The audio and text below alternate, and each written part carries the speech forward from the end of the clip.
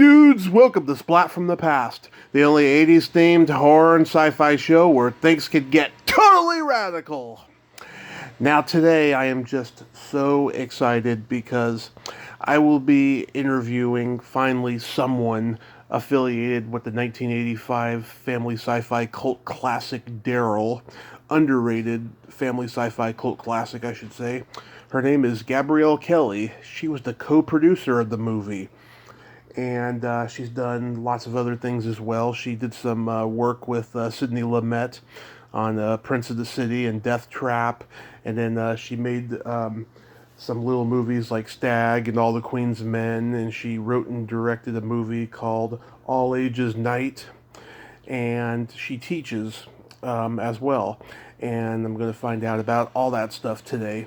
And I can't wait. D.A.R.Y.L is such a great underrated movie from 1985. If you haven't seen it, check it out. D.A.R.Y.L stands for Data Analyzing Robot Youth Life Form, according to the movie. And it's a really great movie. You should check it out. But in the meantime, I have the co-producer. So yeah, here is my interview with Gabrielle Kelly.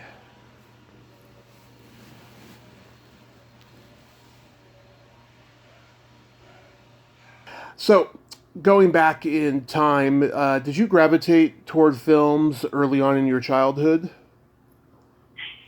Not really, because I grew up in the west of Ireland, and I was born in Galway, in the west of Ireland, and my family are all, they all are farmers and horse trainers, and so I really had no exposure at all to films. Not really until I moved to England when I was much older. Mm-hmm. So I really had no kind of connection to that world at all. I'm, in a way, an unlikely person to be in the film business because so much of it is driven by nepotism, but also by having some kind of, connection or some way in. So I think I was about, I don't know how old I was before I even actually saw the very first movie I ever saw, which was, I think, a British film, because I went to school in England and spent a number of years going to school there and growing up there in Kent, in England. Mm-hmm. I sound British because everyone in my family is Irish and sounds Irish, but I got a scholarship to go to a school in England, and they told me I had to go to elocution lessons, so I don't sound like anyone else in my family. But I would say that the Irish are really great storytellers, and it's kind of in our DNA. There's so many wonderful writers and musicians, and actually filmmakers that come from Ireland. But film wasn't something I really thought of, and my way into it was more actually through writing, through working in books. And then that's how I actually came into the world of film, much, much later in life. Wow. What are your favorite movies? Wow. I really love the director Lynn Ramsay. I mean, my favorite movies are very eclectic. Like, I love the movie Being There. Oh, love it. I think it's the Hal Ashby movie with Peter Sellers. I really love that film. Yeah. And I love Lynn Ramsay. I love her film, You Were Never Really There, I think is the title. I like a lot of filmmakers from all over the world because I work all over the world. So I love Parasite, Bong Joon-ho's movie. Mm-hmm. I grew up in Europe, and then I spent a lot of years living in Asia. So a lot of the films I really love are from countries other than America. Right. But I also love American films like Night of the Hunter is a film I really love. Oh, great movie. And I love actually Christopher Guest's films. Yeah. For all of his comedies. So as I say, it's very eclectic. Like, I have a lot of different types of films I like and different filmmakers I'm interested in. And we don't see so many of the films from overseas, in the States, but I spend a lot of my time teaching all over the world, teaching screenwriting and producing, and also working on productions all over the world. So, especially in Asia, I've become very, involved. I produced a film a couple of years ago in Myanmar. Yeah. So again, those interests are very wide-ranging. I'm not someone who has like a few movie directors or films I'm really kind of obsessed by. I would say it's much more wide-ranging. Absolutely. So after high school, did you study at a university for film? No, I didn't. I went to university in England, and I actually studied American Studies, which was a big deal at that time because it had never really been taught. But I was very interested in America and in going there. And I had some of my family from Ireland had immigrated to Boston. I had an uncle, some uncles and aunts who'd immigrated, and I actually wanted to learn more about America, so I actually studied American Studies. It did have some film classes, and we were always the envy of everyone else because, we were sitting around watching movies and eating popcorn, and that didn't really seem like studying. But I've never been to film school. Yeah. So I don't really, I'm not in the film business through a route that is like a lot of other people. But of course, actually, when you talk to people, as I'm sure you do, Tommy, because I think you talk to a lot of people about the subject of film, I know, doing your podcast, and everyone comes to it through their own way. Actually, very few people, really have the same career path, although, of course, the career path through film school is one that I think more people follow in America. Right. Anywhere else. So I never went to film school. I studied American literature, some film, but not that much. And I was really much more oriented towards literature and books and writing rather than film. Yeah, I've talked to people who were, just born to be filmmakers, and then I've talked to people who just fell into it because they took an extra credit film class in college, and then they were like, "This is my calling," so they got into it. Yeah. I actually, that may be a question you were going to ask me, but this is a nice segue. It's actually, it's something I talk about a lot when I teach, to illustrate that point that you really can come into it through many different ways. So, Yeah. When I actually first came to America, I had a lot of jobs. I was living and working in Boston. And then I got a job working at the New York Review of Books in New York City, which is a very, very prestigious sort of very intellectual and very well-known literary magazine. Yeah. And that was sort of heaven, the idea of doing this because I really was a reader and I started writing stories and I begun to write a novel. I mean, just not with any idea that anything would come of it. So I really loved that job because it was New York, it was like in the early 70s, and it was just really fantastic, reading all these great writers and working with them because I typeset the articles. So every couple of weeks when the magazine came out, it would be a review of books. So we would all read the books, and then different people would review them, and it was kind of like an MA. It was like doing a master's, or actually a PhD. It was a very high level of writing, like brilliant writers like I.F. Stone and Susan Sontag, but it was very intellectual. And actually, what happened was it was like a great film script.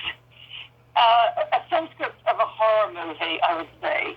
which was that I lived in a loft in New York City, and at that time, a lot of artists lived in lofts, and I lived there with friends of mine who were painters and, actors and so on. And the landlord wanted to develop the building and get rid of us. So what happened was he torched the building. He set it on fire, and we were trapped in it, and we barely escaped with our lives. And all of our work was destroyed. And I would say, actually, that at that time I wasn't only interested in the written word, because I had about 200 hours of video footage that I had shot by living in a Sufi commune in Boston. So when I lived in Boston, I was sort of like a fly on the wall in this Sufi commune, and so it was a kind of documentary, that I was shooting. Yeah. And I had all the files in my home in this loft. They were all destroyed because the entire building burned. Oh, wow. And we were left in really desperate shape, and it was the job I had at the New York Review was very badly paid, because it was a job really that a lot of people did who were rich and didn't really need it to make a living. Yeah. That wasn't me. I was like dirt poor. But also, I couldn't really keep doing that job because I didn't have anything left in the world. I mean, I literally escaped out of the building in my pajamas. So one of my friends who lived there with me was Mike Nichols' assistant. You know the director, Mike Nichols? Of course, The Graduate and Who's Afraid of Virginia Woolf. Yeah. So she said to me, we should try that. I said, I have to just make more money. I can't go back to making like a couple of $100 a week, because I've lost everything. And so Mike Nichols, actually, my friend was his assistant, and he said, he met me and said, well, I know someone who's looking. I mean, I knew him, through my friend. Mm-hmm. And through him, he told me, well, there's a job going with a producer and a screenwriter, J. Preston Allen, who wrote Marnie and The Prime of Miss Jean Brodie and Cabaret and all of these films. And I went for an interview, which was very demanding, actually. But J. Preston Allen, I don't know if you know of her, but she's a really formidable and incredible genius screenwriter and producer. And I got on very well with her. She's very, very literate and well-read and kind of comes from a background. She's a screenwriter, of course, and she's adapted these very famous books. Yeah. Like The Prime of Miss Jean Brodie and Cabaret and so on. And we got on very well, and she basically said, okay, you're hired. But, I mean, I didn't have any background in film. So when I started reading screenplays, I found them really, really strange. Yeah. Because imagine reading a screenplay if you have no background in it at all. It's just a very strange kind of writing. And also, I didn't really have a strong film background, but I'm a super sonic fast reader. I mean, I could read a 125-page script in about 15 minutes. Because, remember, I had to read like 5 books a week that were all hundreds of pages long. And I just became like it's like a superpower, I mean, I've had to read an 800-page book when I was an executive at Paramount. Yeah. And I did it in about 4 hours.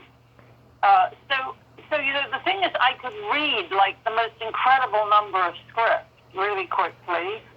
I'm also a very good researcher.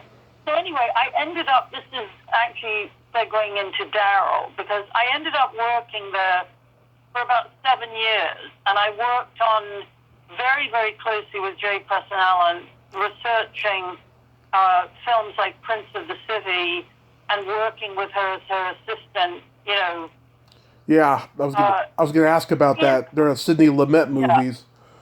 Yes, and Sidney Lumet, and as I say, Prince of the City, Just Tell Me What You Want was another film we did. And it was just, the most amazing thing was this is an education that is, it's not even PhD level, because of course a PhD in film is actually very theoretical. It's not practical. Yeah. But this was an education that you just can't get anywhere. You know, it was a time and place that really doesn't exist anymore, a way of working that doesn't exist. It was like being an apprentice, but, you know, I was with literally like gods of cinema. I mean, Sidney Lumet obviously is a genius, and it was amazing working with him. J. Preston Allen, her husband Lewis Allen was the producer of the Broadway show Annie, and also the producer of films like Fahrenheit 451. Yeah. I mean, he was an incredible guy. So it was being surrounded by these people that were so, you know, amazing. And it was also working away from Hollywood, because they were in New York. So they all were working with Scorsese, with De Niro. It was really the whole New York scene of, you know, the 70s and 80s. And it was pretty incredible, you know, to be working on these films, standing day after day right next to Sydney, spending hours and weeks and months and years working with Jay. It was very, very demanding. I mean, it was just like 24 hours a day. But it was kind of like, Jay once said to me, you'll either make it or you won't. I mean, you'll either be able, you'll love this and you'll be able to continue, or you won't like it, you know, or you will like it, but you won't be any good at it, and I'll have to fire you. And it was really, really demanding, because I didn't have the background or training. But the thing is, I had a lot of other training. Yeah. I had other training, and I also had my own life. I mean, I grew up training horses, and I found that was actually a very helpful skill in the business, interestingly enough. But really, you bring to the world of film and the business of storytelling, because the script is the most important part of a film. Without the script, there's nothing. And you bring to that, like, whoever you are. And that's really also in teaching what I talk a lot about to my students. Like, what people are interested in is your authentic self, because there's no one like you. You know, so although it may seem when you look at films that they're very repetitive or they copy each other, you know, actually everyone is looking for the great story, you know, that's going to kind of change the world type of thing. Yeah. And this is the very best education. However, you know, I would say I worked there for about 7 years with them in New York. And at a certain point, I realized that, I mean, you know, I learned so much, and then I had stories of my own I wanted to tell. I really knew everything about the business. I mean, I knew an awful lot more than most people did, because I had been doing it around the clock, you know, 7 days a week for several years. And I had, you know, I wanted to move on. It was time to move on. And so, you know, I both wanted to move on by doing my own stories, and also by, you know, maybe looking for stories and scripts that I liked. Yeah. And a couple of things happened at the same time. I started working and writing with a collaborator, a really incredible, brilliant guy called Larry Hama, H-A-M-A, who's a brilliant Marvel book comic writer. And we were friends in New York, and we started kind of working together and, you know, writing together. And at the same time, one day in New York, so this is the early 80s, I went to a Xerox shop to make some copies of a script. And when the guy was making the copies, he was making the copies for a script I had actually written. And, you know, he was standing there while it was coming out of the copying machine. And then as it was coming out, he said, well, I don't know about that scene there. It's getting a bit boring. I said, God, don't tell me you're reading that. Like, I don't believe you for a minute. But he sort of was. Yeah. And I just thought this was amazing. And I talked to him some more. And, you know, we kind of chatted. And then I asked him what he was doing. And he said he was a writer.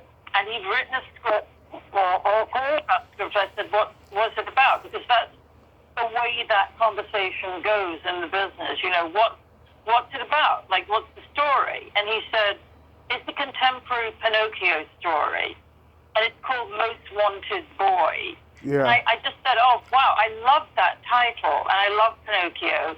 I'd love to read it. So he gave it to me to read it, and I loved it. It was a really wonderful, wonderful story. It was very, very novelistic. It was very, very long, and it had all sorts of issues. But that's the thing about a wonderful story, Tommy, is that the things that are wrong with it or don't work, like, you can usually see how to fix them. But it's very rare to find that script where it's mostly like kind of a wonderful journey and you're completely in this world. And it was a really wonderful world of this boy who had been adopted, a family had adopted him. Right. And it was like it wasn't working, and they were very sad and they didn't want to give him back. And there was a scene I really loved where his friend tells him, you got to mess up sometimes. Like, you don't want to have, moms need something to do. They need you to need them. I mean, this was a very astute kind of understanding of character and relationships. Anyway, I really loved it. Mm-hmm. And, I just loved it. It's like falling in love, when you read something you really love. I loved it. And I said, I really want to, I love this. I want to get this film made. And so we began a long process. The first thing I actually did was I gave it to Sidney Lumet, because he was my boss. And I really, loved his work, and I loved working with him. I didn't really think it would be for him, but I gave it to him anyway. He said, no, this isn't for me, but you should do this. Like, you really love it, and how do you see it? And I talked to him, and said you should do it.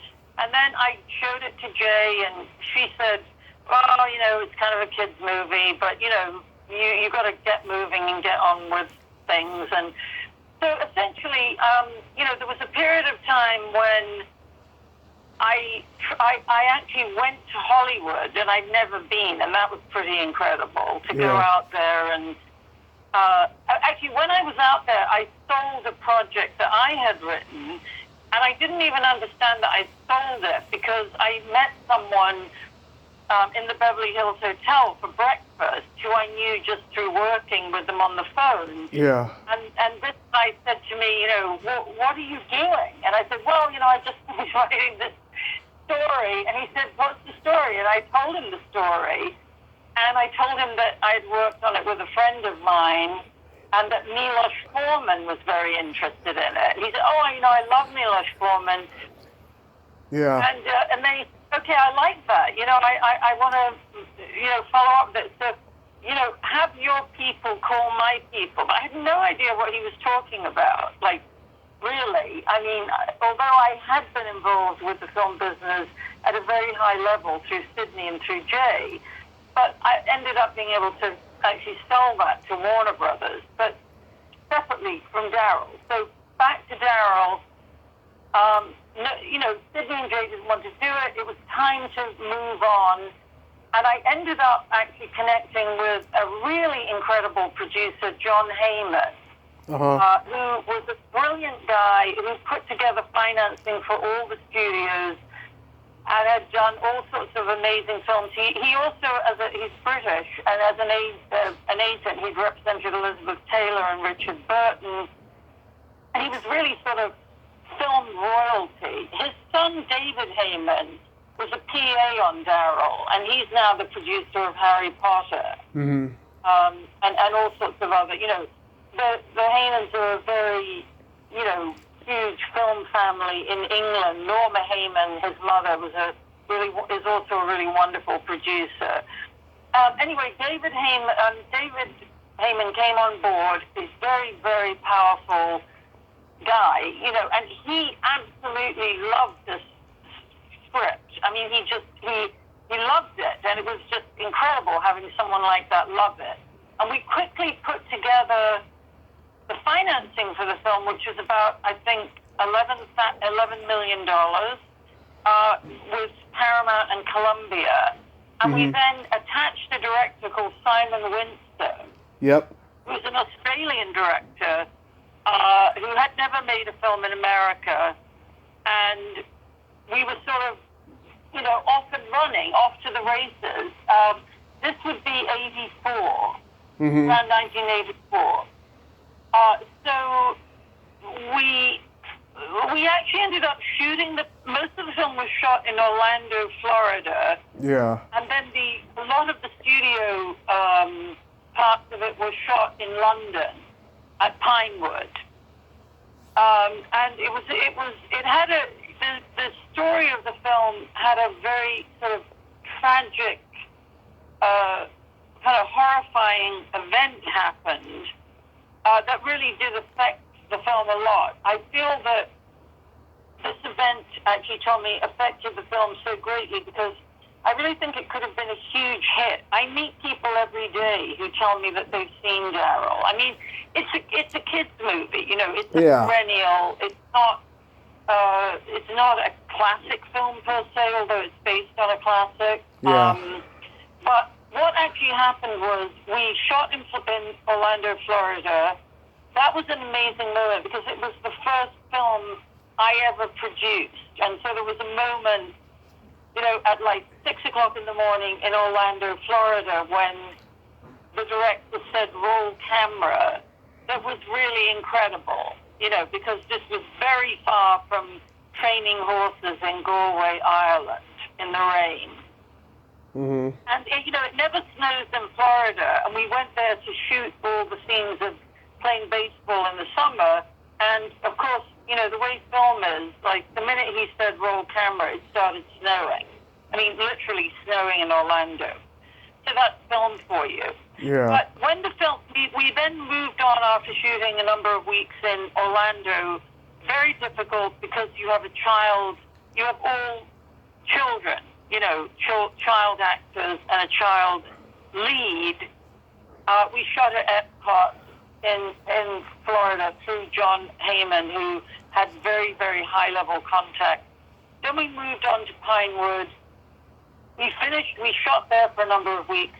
But on the last day of filming, I was on my way from London into Pinewood to meet with John to go over post-production and so on.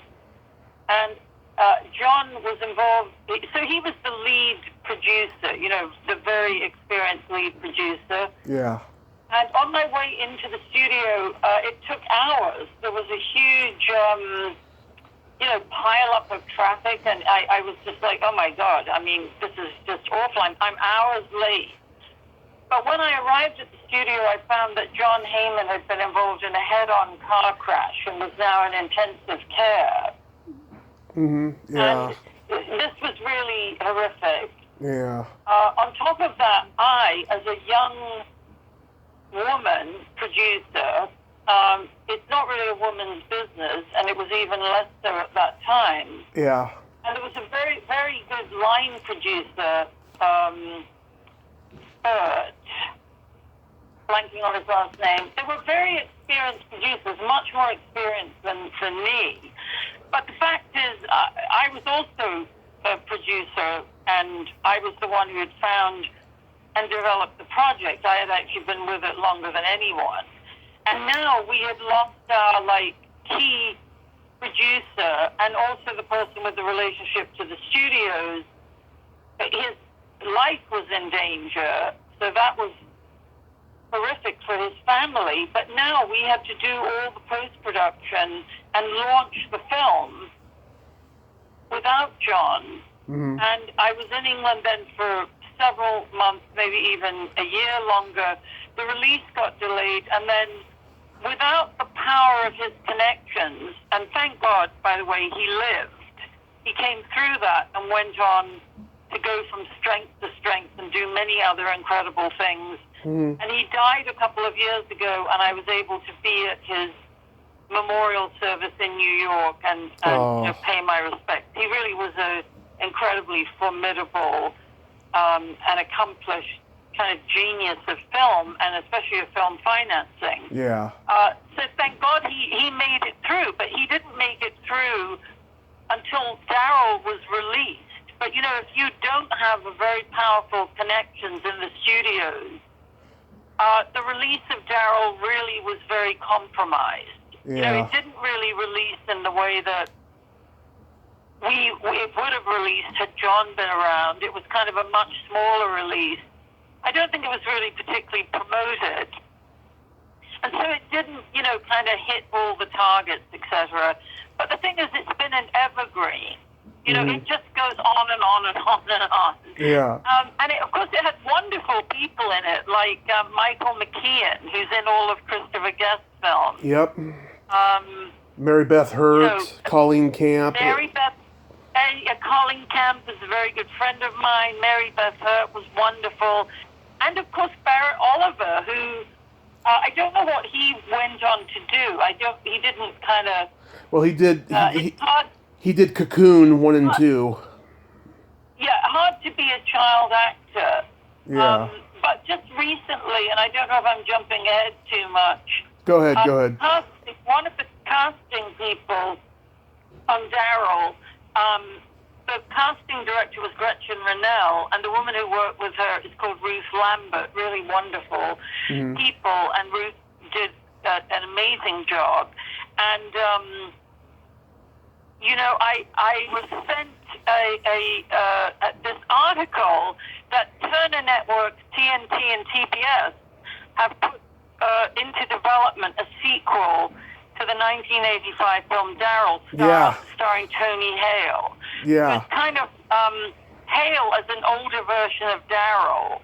A government can create a robot with superhuman reflexes and mental abilities. Now, the thing is, it would be wonderful if I was now able to celebrate with you and tell you that this means I'm buying, like, a beautiful horse, and I'm going to, like, buy a big horse farm in Ireland. Or I'm like, counting the money, but it doesn't mean anything. Because such are the finances of filmmaking, but this doesn't mean I don't get one single cent for any of this. I didn't even know anything about it, but that was kind of something really surprising, you know, to read about. Absolutely. Yeah, I tried to get Amy Linker on here this summer, and she was enthusiastic at first, and then when I sent her my questions, she was all of a sudden like, I don't do interviews, and that was that. I guess she didn't like my straightforward approach, I guess. Oh, yeah. Well, I suppose everyone's always very, you know, they're very, always trying to manage, you know, what they say, but then, you know, I understand there's a sensitivity there, but really, I mean, you're free to not disclose things you don't want to. So, I don't know, you know, I mean, I'm not, I think that's truer of actors, really, isn't it, than maybe producers and writers and directors. Yeah, well, I was very non-intrusive and very empathetic, I think, in those questions. David Wohl played the teacher. I wish I could find him for an interview. He was in so many great 80s movies. Yeah, you know, I don't know anything about... I've read over the years of a number of people passing on. He's still alive. Yeah. Yeah. I think it was Mary Beth's husband. No, one of the guys, you know, there were like the two women and the two men. And I think one of those guys, and I know it wasn't Michael McKean, I think he passed on. Oh, was it Ron Fraser? Yeah. You played the general? Yeah, he did. I know that. Yosef Summer is still alive. Yes, he was fantastic. Catherine Walker was really wonderful, who played the scientist. Yeah. I was like 6 or 7 the first time I saw this, and I rented it because on the box cover Daryl is watching the Jetsons, and Yeah. I thought the Jetsons were in the movie, and Oh, I know. A lot of people did. yeah, I was disappointed, but I liked the movie anyway, so I was watching it all the time throughout my childhood. I haven't seen it since probably the early 2000s, but I remember like scenes, I remember dialogue. Like Oh, my favorite are like, the Little League game, where Daryl tells Andy to kiss his ass, and then afterwards, yeah. Mary Beth tells him that everybody screws up, and he says, "Next time I screw up, I'll watch my language." I know. And do you remember that scene with Turtle when Turtle says you got to give them something to do? That Yes. was really, I really loved that scene.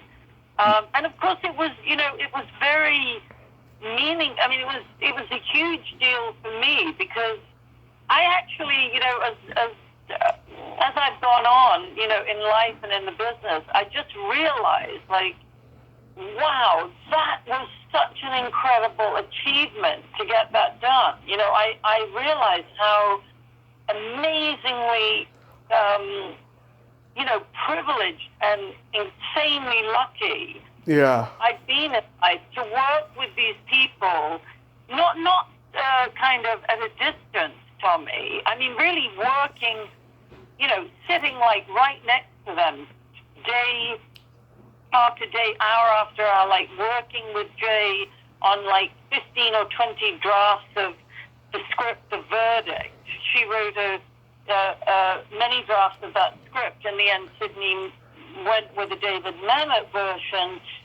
But, I mean, I just realized that because I teach, I realized, like, this is such, this is so amazing. Like, it's barely even possible to do that now. Hmm. Because, there's so many more people doing film or whatever.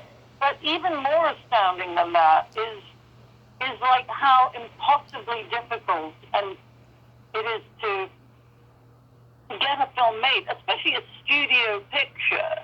Yeah, I just realized, if anyone came to me and said, they were going to try to do that, like, I wouldn't be very hopeful they could pull it off, even if they had, a lot of connections. It's just extremely difficult. and everybody's So, afraid of losing money these days too. yes, It's really hindered it. yes, yes, yes, yes. And of course, the thing is, it's also that there's so much product that it's very, very hard to release it and make any money on it. Yeah. Because it's just, there's so many thousands of films. There's over 10,000 or 12,000 graduates every year from film schools just in America. And the thing is, people who graduate in America tend to forget America's just one country in the world. Yeah. There are thousands that graduate in India, in China, Yeah. in England, everywhere. Yep. When you were at Paramount, did you know Darlene Chan? Mm-hmm. Oh, yeah. Yes, he was wonderful. Yes. So earlier this year, I reached out to Catherine Lee Scott from Dark Shadows to interview her, and Darlene was her publicist. And she was snooping around my Facebook page. Turns out she went to high school with my father, and so we were having kind of Oh an my God. we were having kind of an email conversation, right? And she mentioned she was a developer at Paramount, and she was impressed by the fact that I know the name of every movie that came out from Paramount in 1985 and what a bad year it was for the studio. And she said, "Yeah, I am so proud of the fact that I got to be there when they did Beverly Hills Cop and Witness, but I did not like D.A.R.Y.L or Joe Dante's Explorers or Silver Bullet or all these other movies that came out that year." She told me, I'm not a big fan of the horror or sci-fi genre. Yeah. Yeah, I do remember her. I mean, it takes so many people to make a film, right? It takes like hundreds and hundreds of people. Hmm. Yeah, I thought that was crazy, and I had to bring that up. But yeah, I mean, I was doing the math here. The movie came out in early summer, and that was a very big blockbuster summer in 1985, and it came out right after Rambo 2, The Goonies, and just before Back to the Future and Mad Max Beyond Thunderdome. And yeah, it got lost in the shuffle, unfortunately. Yeah, I mean, there's always it's hard to it's hard to make the film exactly the way you want. Hmm. And then, there are so many visions for a film. The script of D.A.R.Y.L, because it's a studio movie, it really moved quite away from the original script that I really loved. And I really loved that title, Most Wanted Boy. I actually tried to get them to keep that title.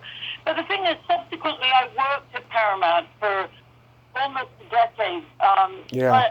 worked as an executive in Robert Evans' company, who did, Chinatown and Rosemary's Baby, The Godfather, and, so Paramount was very much home for me. Yep. Gulf Western was. And I, Yeah, sorry? Gulf Western was still doing the merger, and then did you leave when Viacom took over? Yes, Oh, I left exactly then. okay. But obviously it's a studio with a huge, kind of amazing history. Um, so the vision of D.A.R.Y.L as a studio picture, there were films with sort of more elaborate effects and so on. In a way, you could have done a version of D.A.R.Y.L that was like a very indie kind of film. Mm-hmm. And maybe it fell between those two and didn't have like really big names in it. So with a studio picture, you're really selling those actors. Yeah. And there were certainly bigger names, but there was also the limits of the budget. So it was really lovely to hear from you. It's always wonderful to hear from someone like you who's a fan, Mm-hmm. who knows so much about like everyone that's involved in making a film. Because for an audience going and looking, maybe a film like D.A.R.Y.L is very throwaway. It's not a groundbreaking cultural phenomenon or something. Yeah. But, to me, it's very, very meaningful because, for one thing, it was the pinnacle of a certain level of achievement. To actually be a producer on a studio picture is pretty incredible.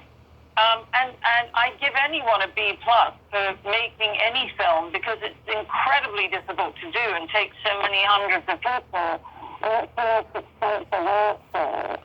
But at the same time, because it takes so many people, it's not just one person's vision. Right. And so, in a way, I think when it became a studio movie, it had to reach a wider audience, and it maybe lost some of the sort of sweetness, of that original script. Mm-hmm. But that really wouldn't have worked for a studio movie. So the development of the script was really appropriate. Right. To make a product, that a studio could deliver. Mm-hmm.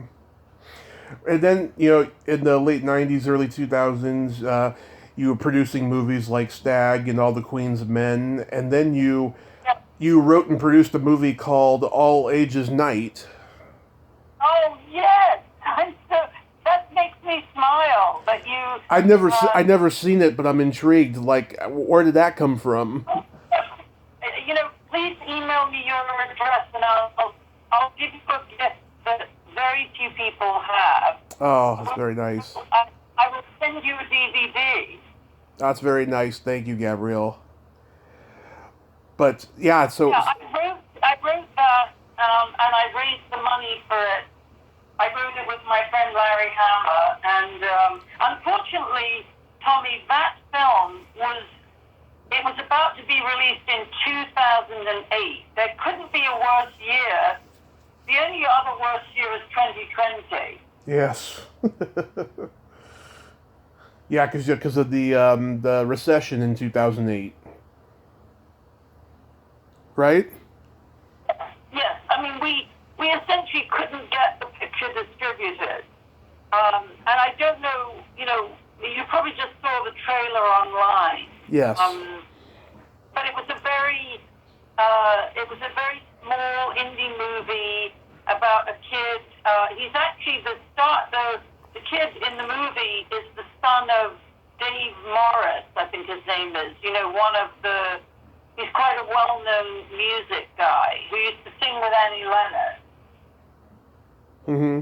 But anyway, listen, let me send you a DVD of it, and, we can talk more about your latest night. Okay. So when did you start teaching? I started teaching, I think it was around, it was in the early 2000s, and again, this doesn't say much for maybe the path of education, although I'm a great believer in education. I was working in LA, and a friend called me and said, listen, can you fill in for a producing teacher because she's had to go on jury duty and we're really in trouble. Mm-hmm. And I said, okay. So I showed up, started doing that class.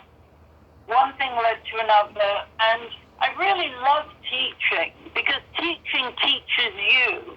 Yes. Because when you teach, you have to work out, like, what do you know? What did you learn? How do you know anything? How do you know how something's done? And so I got to really love it, and I started out with that class, and then I did other classes, and at this point I've taught at USC, UCLA, I'm now at AFI on the screenwriting faculty. I've also taught at the National Film School of India, NYU in Singapore, the National Film School of Korea. I mean, I particularly love teaching in other cultures. I'm a 2-time Fulbright scholar, and I spent a year in Taiwan teaching at the National Film School there. Mm-hmm. It's completely loved it. It's a wonderful film culture in Taiwan. And I also spent a number of months in the Philippines teaching in a film lab because I'm a particular passion and expertise of mine are media labs, like Sundance. Yeah. I worked at Sundance as a mentor in its first ever script writing lab in the Middle East, and I design and run storytelling labs all over the world, as well as film festivals. So those are two passions of mine. And they all kind of loop back into teaching, which is about communicating, which is about storytelling. Nice. So you get a satisfaction teaching that you don't get when you actually do the production work, right? Yes. Nice. Do you have anything upcoming that you can talk about? Let's see, what is upcoming? Well, I'm working on a web series in Myanmar. Can't say much more about it because it's sort of in formation right now. Mm-hmm. And then I have 2 scripts I'm writing, both of which are set. One is set in Ireland, and the other is set in Asia. So there's nothing upcoming in terms of, production per se. Although I would say, the web series is very interesting because, of course, it's very interesting to think of new forms of storytelling, that relate more to the way stories are told now, where, 90 minutes is awfully long. Just the story. So that's something I would like to get better at, and I'm very interested in seeing how that unfolds. Nice. Have you worked with our mutual friends Holly Fields and Walter Olkowitz? No, I haven't. Yeah. Where are they based? What's that? Where are they based? In L.A. Yeah, no, I haven't. I'd love to meet them when I'm next out. Yeah, they've both been on the podcast. Holly's been on twice. I love her. She's wonderful. please, I'd love to be connected with them when I can again travel to LA. Not sure when that will be. Mm-hmm. But in the meantime, though, I want to thank you so much, Gabrielle, for coming on today and sharing your memories of your film journey. My pleasure. It's really been a great pleasure to talk to you. Let me know if you need anything else. And would you please send me a link, Tommy, because I would love to promote this on my social media, which numbers Oh, yes. many thousands. Oh, yes. Everybody gets a copy. Everybody gets a link. Yeah. And, yes, please, with all the information, because I'm sure I can get a lot of people to listen. Mm-hmm. Absolutely. I love that. Sometimes sometimes I'll get a guest doesn't even acknowledge it online, and it really, really angers me. I'll tell you. Oh, that's wonderful. Listen, someone you should talk to who would be just wonderful is Larry Hammer. I'd love to introduce you because he's a consultant on all these huge Marvel movies. He's acted in some of them. He's an incredible, guy. I think you would love him. Mm-hmm. That sounds good. Yeah, let me know. Yeah, I mean, I think that the Marvel series in the recent years has poisoned Hollywood because that's all they want to make. The studios don't want to take a risk anymore on independent films anymore, or just human based stories. But You should do something very interesting to do with Larry would be about a project he and I worked on called Mort the Dead Teenager. Larry is not a run-of-the-mill Marvel guy by any means. Okay. As you'll see when you read his biography. He's an absolute renegade. And a very interesting thing to talk about would be Mort the Dead Teenager, because that's a comic book he wrote that's a Marvel comic. But with the help of Stan Lee, we developed that as a film with Steven Spielberg and Quentin Tarantino, and it has an amazing story to it. But let me send you some information about him, and I can introduce you if you want. Okay, that it's a possibility. Yeah, I mean, this has been the busiest year for my podcast, but I'm sure at a certain point I can squeeze him in. But I really do appreciate it. Thank you, Gabrielle. Yeah, just remind me of the name of your podcast again, so I'm making a file so I can file it properly. Splat from the past. Splat. Yes, from the past. Great. All right. Well, listen, I look forward to getting the link, and as soon as you send it, I'll start posting it. Okay, great, and I'll send you my address. Yeah, please do. Absolutely. And maybe you could do something with Larry and me on All Ages Night. That would be fun. Yes. Great. Okay. So much. Yes. Bye, Tommy. Stay safe and have a great day. You too. Bye-bye. Bye-bye. Well, there you have it. Gabrielle Kelly. Ain't she a sweetheart? Oh, what a great lady, huh? And she's a good talker. I'm glad that we got to talk a little bit about D.A.R.Y.L. That was really awesome. Took me a long while to get someone related to that movie. And if you haven't seen it, check it out. If you like this video, everyone, please subscribe to my YouTube channel. Add me as a friend on Facebook. Join my Tommy Kovac comedian page on Facebook. Follow me on Twitter and Instagram and all that fun stuff. Well, that's all the time we have this week on Splat from the Past. Until next time, this is Tommy Throwback Kovac saying, there's no shame in living in the past, because the present sucks. Later, dudes.